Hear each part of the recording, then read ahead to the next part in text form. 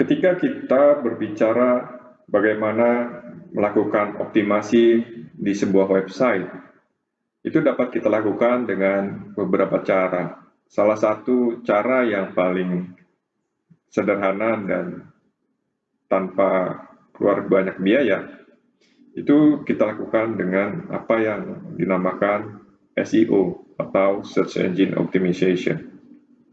Nah, sayangnya ketika kita melakukan SEO 1 tahun sebelumnya dengan yang sekarang, itu sangat berbeda. Kalau zaman 1 tahun sebelumnya, 1 tahun, 2 tahun sampai 10 tahun terakhir ke belakang, itu kita hanya berbicara bagaimana kita mengoptimasi dari sisi artikel yang diproduksi dalam sebuah website, bagaimana juga kita menampilkan atau teknik-teknik HTML untuk menyajikan ke mesin Google. Oh, ini artikel yang perlu di-highlight dan ini mana yang tidak, terus kata kunci yang kita buat, topik yang kita buat, dan berapa artikel yang diproduksi. Itu dulu relevan dan sangat mudah menampilkan artikel di website atau di Google Search.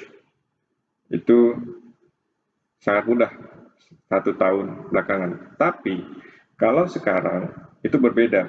Google melakukan perubahan di sisi algoritmanya.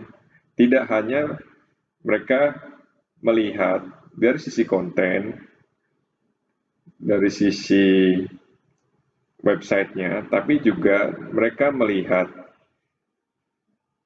dari sisi engagement dari audiens yang masuk ke dalam website.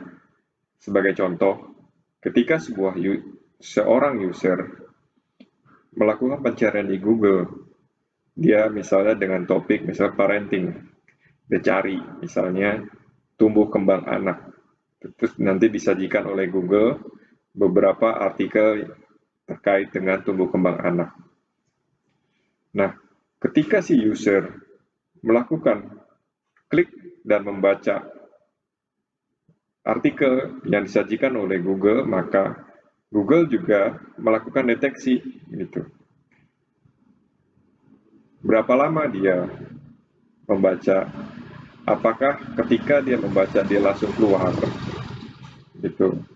Interaksi yang terjadi di halaman juga akan terdeteksi oleh Google.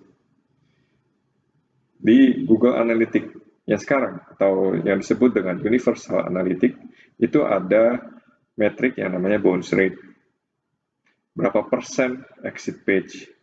Jadi semakin tinggi bounce rate dan exit page tercatat dalam sebuah halaman di website, itu akan memberikan kontribusi negatif pada website tersebut.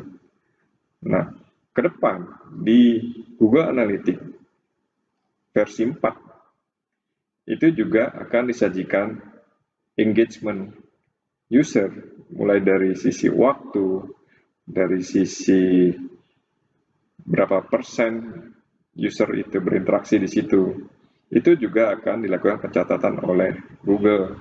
Jadi ketika kita saat ini masih berbicara tentang mengoptimasi website atau mengoptimasi SEO hanya dengan keyword di artikel, terus juga mengubah-ubah sitemap, itu sebenarnya kurang relevan. Jadi yang harus kalian perhatikan adalah bagaimana membuat audiens atau user yang membaca di website kita itu dapat lebih nyaman membaca dan lebih dari satu artikel yang dibaca.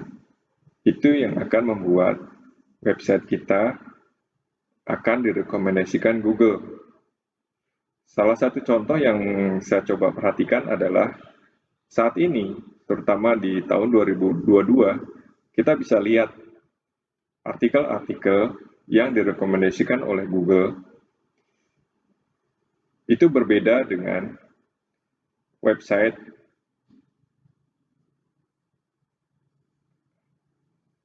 yang menyajikan artikel-artikel di tahun lalu gitu. Itu berbeda. Saat ini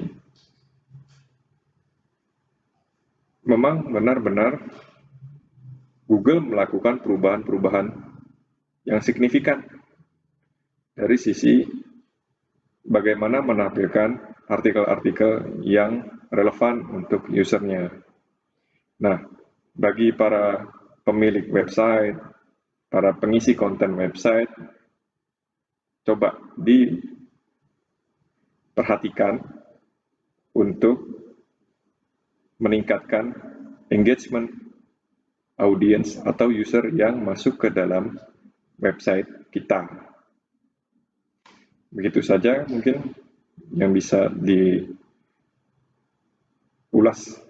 terkait dengan optimasi website dari sisi traffic di search engine.